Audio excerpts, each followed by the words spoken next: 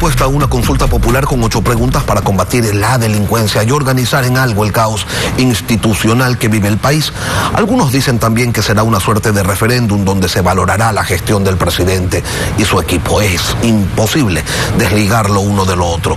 Pero vamos a analizar esta mañana con el abogado Carlos de Tomaso, profesor de Derecho Constitucional de la Universidad Católica de Guayaquil y columnista de Diario El Universo, los escenarios que se presentarían en caso de que estas propuestas presidenciales sean aprobadas. Carlos, buenos días, bienvenido a Contacto Directo.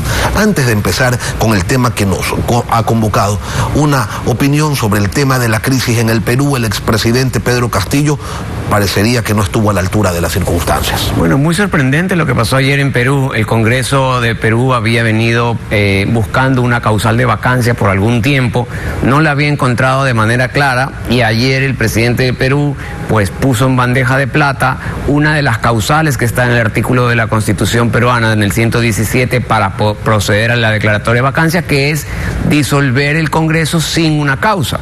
La Constitución de Perú sí tiene una causa, que es cuando 2 veces te censuran al Consejo de Ministros. Él podía haber optado por esa carta, pero no había sucedido esas 2 censuras. En tal sentido, la disolución que hizo ayer él era sin que se cumplan los requisitos de la Constitución, y por ende automáticamente pues nació una causal para declarar vacancia y su destitución, como ocurrió ayer, más las responsabilidades penales por delito de rebelión. Ahora, el Congreso no tenía tampoco razones, argumentos legales para destituir a Castillo, y Castillo torpemente viene y le dice: no tienen cómo votarme. Señores, aquí tienen una razón. Por eso digo, ayer fue algo increíble ver cómo él les da configurando la causal de manera exacta.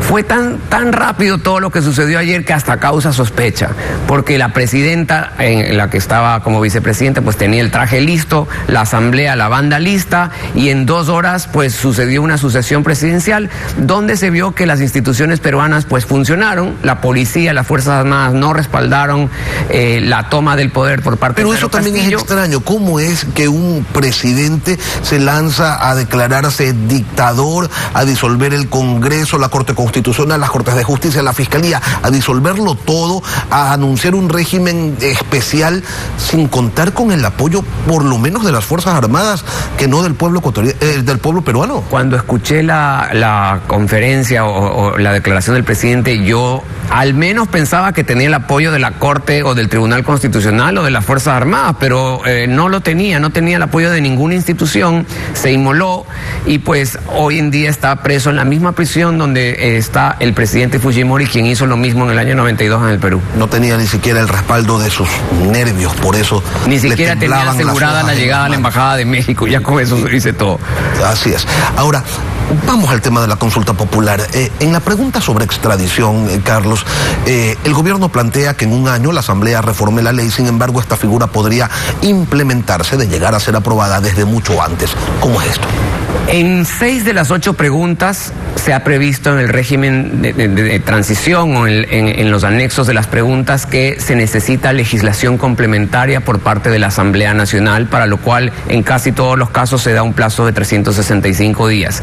Sin embargo, en varias de las preguntas, hasta que eso suceda, hasta que la Asamblea expida una ley, se le otorgan pues las facultades a distintos entes o ministerios, etcétera, de dictar unas normas temporales que permitan la aplicación de la enmienda. A mí en lo particular pues me preocupa mucho que se encargue al peor enemigo del gobierno, cuál es la Asamblea, la expedición de la norma complementaria de las enmiendas. A mí me preocupa en cambio esta temporalidad, esta discrecionalidad por parte de ministros o de la fiscal, por ejemplo, en el caso de la autonomía de la Fiscalía, que vengan a nombrar de manera temporal lo que ante sí y para sí les resulte conveniente. Bueno, esa es la figura como lo ha configurado el gobierno. Sin duda, pues tenía que expedir a alguien alguna norma temporal para que pueda aplicarse.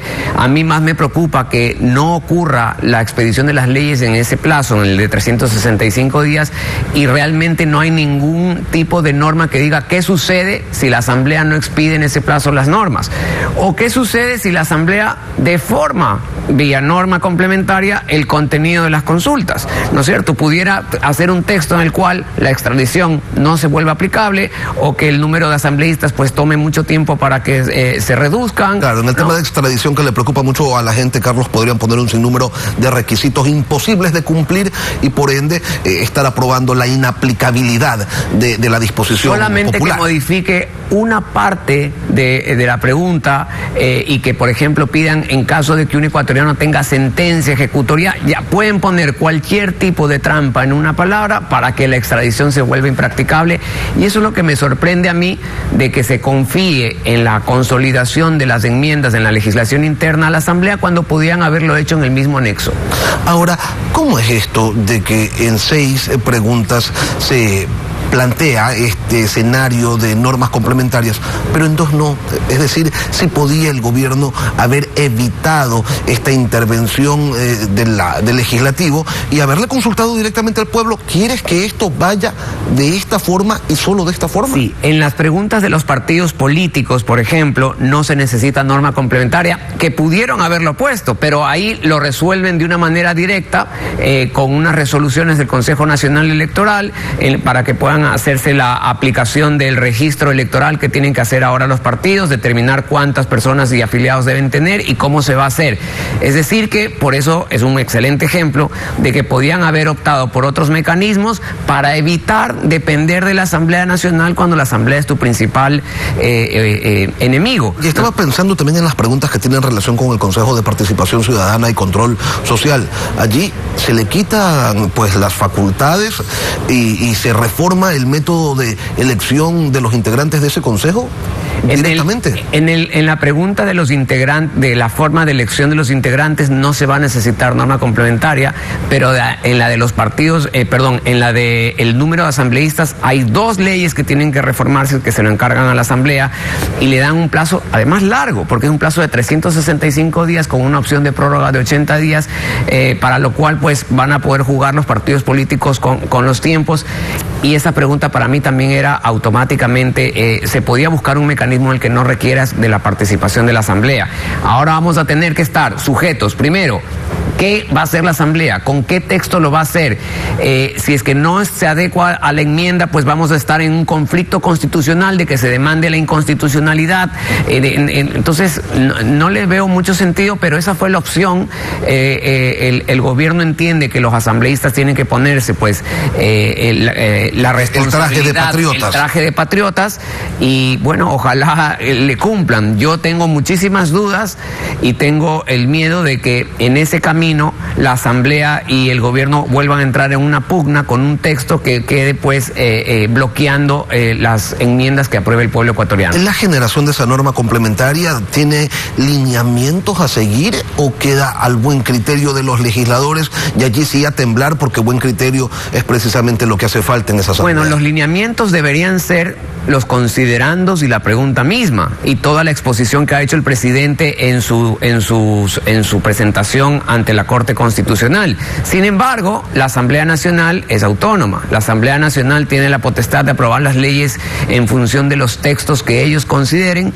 Entonces, ahí es cuando se puede generar un caso en el que las las leyes difieran del objetivo o del contenido de las preguntas, y ese es el escenario en el que caeríamos en un caos constitucional nuevamente, en el que se tendría que demandar la inconstitucionalidad del texto por no cumplir con el resultado del referéndum. Un adelanto de la voluntad del legislativo podremos ir palpando en el tratamiento de la reforma que presentó ayer el presidente de la República sobre el apoyo complementario de Fuerzas Armadas al trabajo de la Policía Nacional. Ayer presentaron ese proyecto.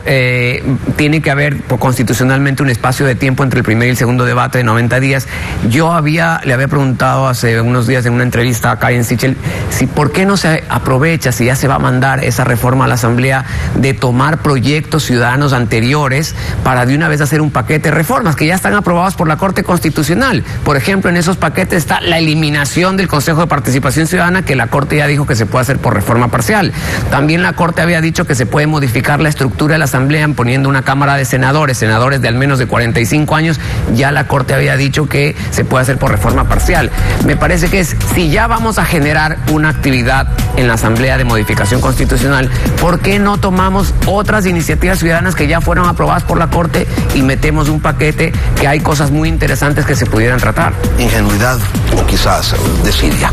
Abogado Carlos de Tomaso, constitucionalista, gracias por acompañarnos. Un gusto. En Contacto Directo.